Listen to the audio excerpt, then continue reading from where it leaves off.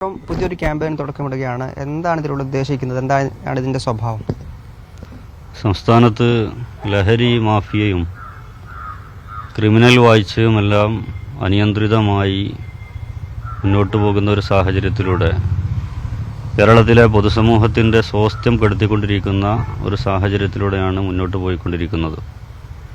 കഴിഞ്ഞ ഒരു മാസക്കാലത്തിനകത്ത് ലഹരിയുമായി ബന്ധപ്പെട്ട നിരവധിയായിട്ടുള്ള കൊലപാതകങ്ങൾ, സംഘം ചേർന്നിട്ടുള്ള അക്രമങ്ങൾ, നിരവധിയായ പ്രതിസന്ധികൾ അഭിമുഖീകരിച്ചുകൊണ്ടിരിക്കുന്ന ഒരു സാഹചര്യത്തിൽ ഫ്രട്ടേണിറ്റി മൂവ്മെൻറ്റ് വിദ്യാർത്ഥി യുവജനങ്ങളെ ലക്ഷ്യം വെച്ചുകൊണ്ട് സംസ്ഥാന വ്യാപകമായി പ്രക്ഷോഭവും അതുപോലെ തന്നെ ബോധവൽക്കരണവുമായിട്ടുള്ള പരിപാടികളുമായി മുന്നോട്ട് വന്നിരിക്കുകയാണ്.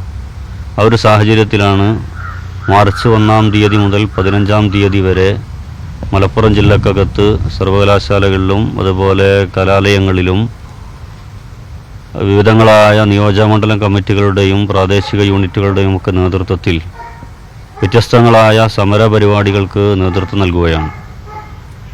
മലപ്പുറം ജില്ലാ കമ്മിറ്റിയുടെ നേതൃത്വത്തിൽ വരുന്ന ബുധനാഴ്ച 5-ാം തീയതി 10 മണിക്ക് SP ഓഫീസിലേക്ക് ഞങ്ങളൊരു മാർച്ച് പ്രഖ്യാപിച്ചിട്ടുണ്ട്. അതിൽ ഞങ്ങൾ ഉന്നയിക്കാനിരിക്കുന്ന വിഷയങ്ങളെന്ന് പറയുന്നത്, നമുക്കറിയാൻ സാധിക്കും, കേരളത്തിൽ വലിയ അർത്ഥത്തിൽ ലഹരി മാഫിയയും ക്രിമിനലിസവും മുന്നോട്ട് പോകുമ്പോഴും സർക്കാർ സംവിധാനങ്ങൾ കാര്യക്ഷമമായി പ്രവർത്തിക്കുന്നില്ല എന്നുള്ളത് നമ്മുടെ കഴിഞ്ഞ ഏതാനും സംഭവങ്ങളിലൂടെ ബോധ്യപ്പെട്ടിട്ടുള്ള കാര്യമാണ്. ഇവിടുത്തെ പോലീസ് സംവിധാനങ്ങളെ സംബന്ധിച്ച് കഴിഞ്ഞ ദിവസം കോഴിക്കോട് ജില്ലയിലെ താമരശ്ശേരിയിൽ വിദ്യാർത്ഥികൾ തമ്മിൽ ഏറ്റുമുട്ടി. അതിൻ്റെ ഗ്യാങ് വാറിൻ്റെ പശ്ചാത്തലത്തിൽ ഒരു വിദ്യാർത്ഥി കൊല്ലപ്പെടുന്ന ഒരു സാഹചര്യം ഉണ്ടായിട്ടുണ്ട്. നമ്മൾ മനസ്സിലാക്കേണ്ടുന്നത്, ഈ ഒരു സംഘടനവുമായി ബന്ധപ്പെട്ട് അവിടെ നിലനിൽക്കുന്ന 2 ഹൈസ്കൂൾ ഹയർ സെക്കൻഡറിയിലെ വിദ്യാർത്ഥികൾ തമ്മിൽ ഗ്യാങ് വാർ നടന്നുകൊണ്ടിരിക്കുന്നുവെന്നും ഇൻസ്റ്റാഗ്രാം അക്കൗണ്ടുകളും അതുപോലെ തന്നെ വാട്സപ്പ് അക്കൗണ്ടുകളും വഴി ഗ്രൂപ്പുകൾ രൂപീകരിച്ചുകൊണ്ട് അവർ തമ്മിലുള്ള കൊലവിളികളും സംഘട്ടനങ്ങളുമൊക്കെ നടക്കുന്ന ഒരു പശ്ചാത്തലമുണ്ട് എന്നുള്ളതും സൈബർ ക്രൈമുമായി ഇവിടുത്തെ പോലീസിൻ്റെ നേരത്തെ കണ്ടെത്തുകയും അത് തടയുകയും ചെയ്യുക എന്നുള്ളത് പോലീസിൻ്റെ ഉത്തരവാദിത്തമായിരുന്നു.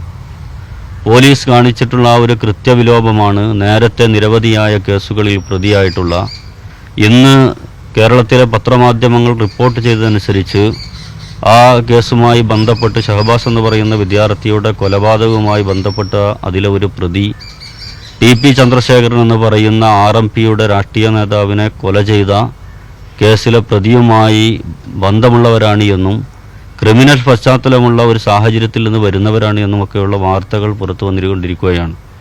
ഇത്തരത്തിലുള്ള ഈ കൃത്യമായ തെളിവുകളും അതുപോലെ തന്നെ സാഹചര്യങ്ങളുമെല്ലാം നിലനിൽക്കുമ്പോഴും ഈ ക്രിമിനലിസത്തെ തടയുന്നതിന് വേണ്ടി ഇത് ആവർത്തിച്ചു കൊണ്ടിരിക്കുന്ന ഈ ക്രിമിനൽ പദ്ധതികൾക്കെതിരെ സർക്കാർ സംവിധാനങ്ങൾ ഉണർന്നു പ്രവർത്തിക്കണമെന്നാണ് ഒന്നാമതായി ഞങ്ങൾക്ക് ചൂണ്ടിക്കാണിക്കുവാനുള്ളത്.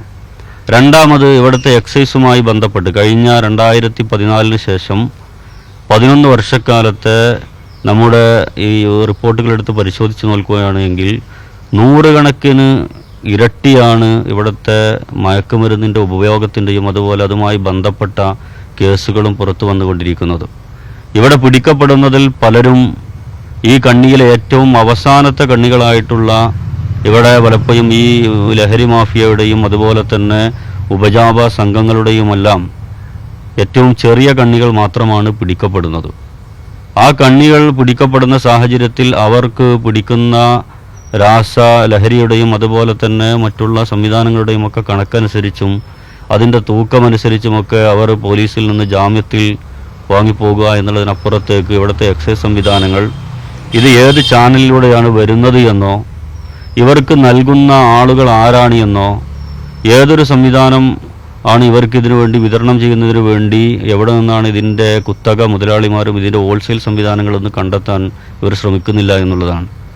അധികാരികൾക്കെതിരെ കൃത്യമായി ഫ്രട്ടേണിറ്റി മൂവ്മെൻറ്റ് ഉന്നയിക്കുന്ന ഏറ്റവും വലിയൊരു രാഷ്ട്രീയ ആരോപണമെന്ന് പറയുന്നത്, 2 വർഷം മുമ്പ് ഗുജറാത്തിലെ മുദ്ര എന്ന് പറയുന്ന തുറമുഖം വഴി അദാനിയുടെ പോർട്ട് വഴി 21,000 കോടി രൂപയുടെ ലഹരി ഉൽപ്പന്നങ്ങൾ കടത്തിക്കൊണ്ടുവന്നുവെന്നും അതുമായി ബന്ധപ്പെട്ട കേസുകളും അതുപോലെ രാഷ്ട്രീയ ആരോപണങ്ങളും പ്രതിപക്ഷവും അതുപോലെ തന്നെ ഭരണപക്ഷവുമായി ഇന്ത്യ രാജ്യത്ത് നടന്നിട്ടുണ്ട്. എന്നാൽ ഇങ്ങനെയുള്ള ഈ വരുന്ന ഈ വ്യത്യസ്തങ്ങളായ അദാനിയുടെ തുറമുഖം വഴിയും അഫ്ഗാനിസ്ഥാനിൽ നിന്നും പാകിസ്ഥാനിൽ നിന്നുമൊക്കെയായി ഈ രാജ്യത്തേക്ക് കടത്തിക്കൊണ്ടുവരുന്നുവെന്ന് ആരോപിക്കപ്പെടുന്നതുമായിട്ടുള്ള വലിയ അർത്ഥത്തിലുള്ള മയക്കുമരുന്നിൻ്റെ വിപണനം, അതിൻ്റെ വിതരണ ശൃംഖലയെ എങ്ങനെയാണ് നിയന്ത്രിക്കേണ്ടത് എന്നുള്ളതിനെക്കുറിച്ച് കൃത്യമായി സർക്കാർ പദ്ധതികൾ ആവിഷ്കരിക്കേണ്ടതുണ്ട് എന്നുള്ളതാണ്. മാത്രമല്ല, ഇങ്ങനെ പിടിക്കപ്പെടുന്ന വിദ്യാർത്ഥികളെ ഇതിൻ്റെ സാഹചര്യങ്ങളുമൊക്കെ മുൻനിർത്തി നമ്മുടെ ക്യാമ്പസുകൾക്കകത്ത്, കലാലയങ്ങൾക്കകത്ത് സിലബസുകളിൽ കൃത്യമായി ഇതുമായി ബന്ധപ്പെട്ട നിർദ്ദേശങ്ങൾ പാഠ്യപദ്ധതിയിൽ ഉൾപ്പെടുത്തുകയും ഇതിന് ഇരയാക്കപ്പെടുന്ന വിദ്യാർത്ഥികളെ കണ്ടെത്തുന്നതിന് വേണ്ടി സർക്കാർ തലത്തിൽ, വിദ്യാഭ്യാസ തലത്തിലും എക്സൈസ് തലത്തിലുമൊക്കെ സ്ക്വാഡുകൾ രൂപീകരിച്ചും അവർക്ക് കൗൺസിലിംഗ് ഉൾപ്പെടെയുള്ള ഈ കുട്ടികളെ മോചിപ്പിക്കുന്നതിന് വേണ്ടിയിട്ടുള്ള സംവിധാനങ്ങൾ ഒരുക്കപ്പെടണമെന്നുള്ള നിർദ്ദേശങ്ങളടക്കമാണ് ഫ്രട്ടേണിറ്റി മൂവ്മെൻറ്റ് മുന്നോട്ട് വെക്കുന്നത്.